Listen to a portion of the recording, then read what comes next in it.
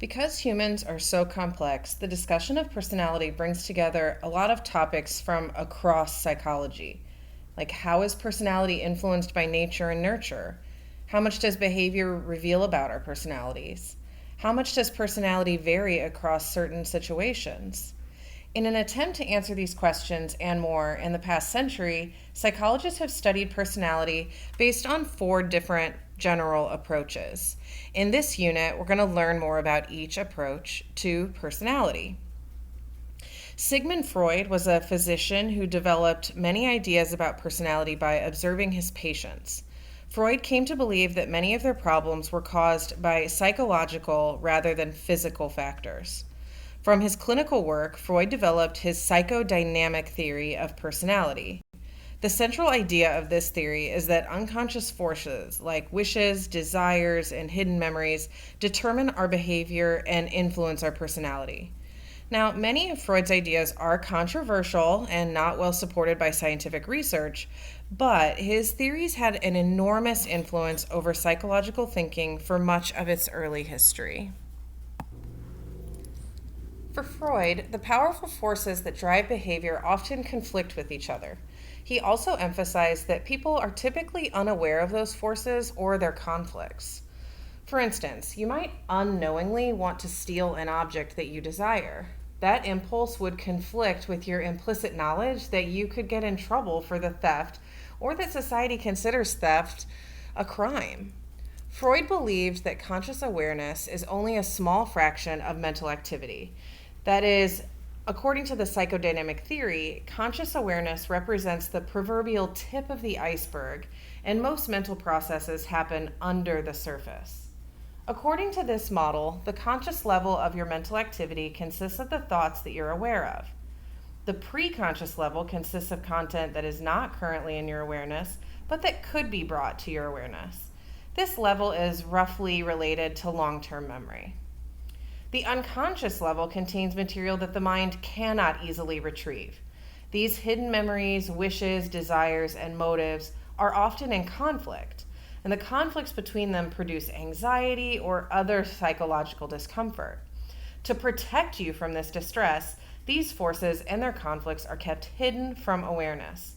Sometimes, however, this information leaks into consciousness in Freudian slips. For example, you may accidentally reveal a hidden motive by saying, when you meet an attractive person, "Oh, I don't think we've been seduced," instead of introduced.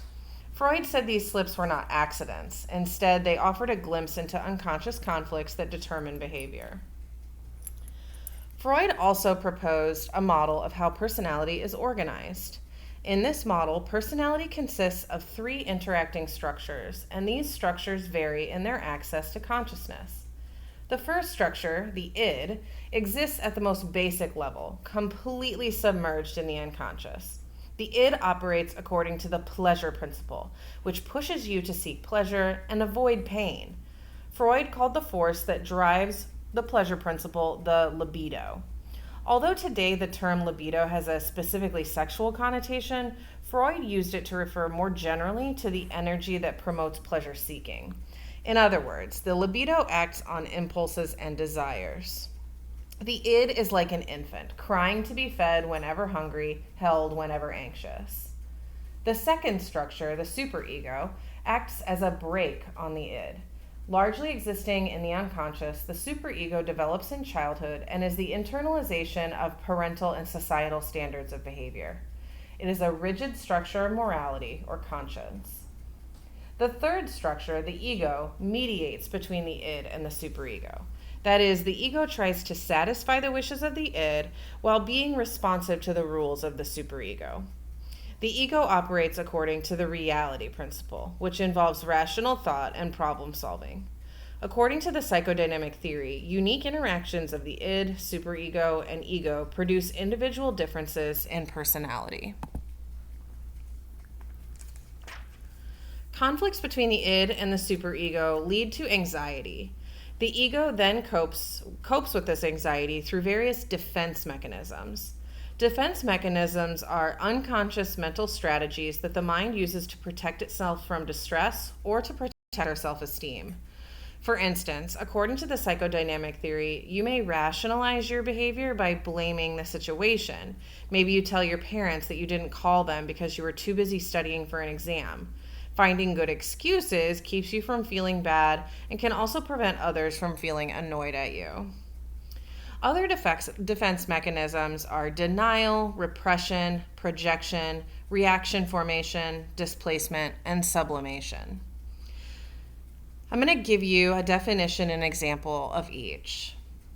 Denial is refusing to acknowledge the source of anxiety. For example, Tanya has been diagnosed with cancer, but she refuses to get treatment, saying that her symptoms are being caused by something other than the cancer. Repression is when we exclude the source of anxiety from our awareness or from our memory. So, for instance, Luis cannot remember the night that he was mugged at gunpoint. Projection is when you attribute unacceptable qualities of your own self onto someone else. For example, Emily is very competitive, but constantly accuses others of being super competitive. Reaction formation is when you ward off an uncomfortable thought by overemphasizing its opposite. So Simon is attracted to a person of the same sex, but he bullies that person for being gay. Rationalization I mentioned earlier, but that's when we create a seemingly logical reason or excuse for a behavior that might otherwise be shameful. So for instance, Pamela drives after drinking alcohol because everyone else is doing it. Displacement is when we shift the attention of the emotion from one object to another, maybe easier target. So Franklin has a terrible day at work with his boss and then goes home and yells at his kids. Sublimation is when we channel socially unacceptable impulses into constructive, even admirable behavior. So Lakeisha has an eating disorder and becomes a nutritionist who works with people trying to lose weight. An important component of Freudian thinking is the idea that early childhood experiences have a major impact on the development of personality. Freud believed that children unconsciously aim to satisfy libidinal urges to experience pleasure. In their pursuit of these satisfactions, children go through developmental stages that correspond to the different urges. These developmental stages are called psychosexual stages. In each psychosexual stage, libido is focused on one of the body's erogenous zones. Erogenous means sexually arousing, and these zones are the mouth, the anus, and the genitals. This is a lot of the reason why Freud has gone out of favor, and a lot of his ideas are discredited. So, fair warning before we start talking about the psychosexual stages. The oral stage lasts from birth to approximately 18 months. During this time, infants seek pleasure through the mouth. Because hungry infants experience relief when they breastfeed, they come to associate pleasure with that sucking motion. When children are 2 to 3 years old, they enter the anal stage. During this time, toilet training, or learning to control the bowels, leads them to focus on the anus. From age 3 to 5, children are in the phallic stage. That is, they direct their libidinal energies toward the genitals. Children often discover the pleasure of rubbing their genitals during this time, although there's no sexual intent. The phallic stage is followed by a brief latency stage.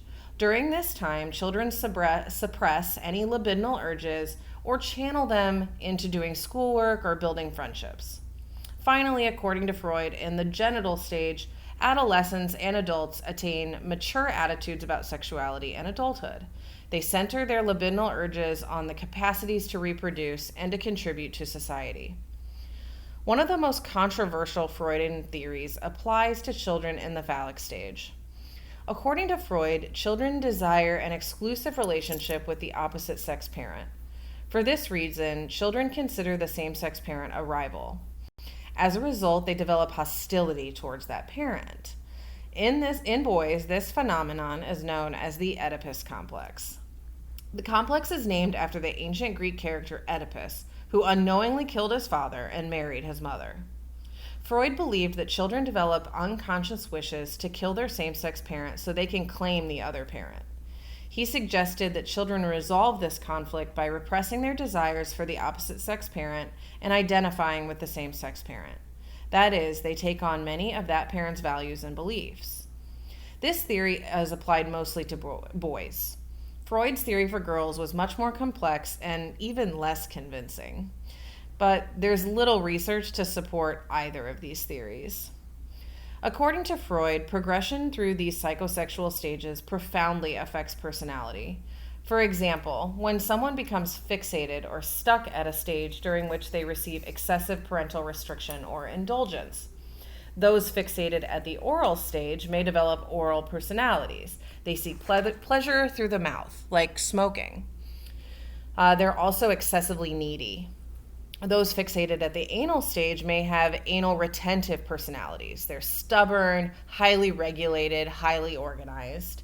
Anal fixation may arise from overly strict toilet training or excessively rule-based child rearing.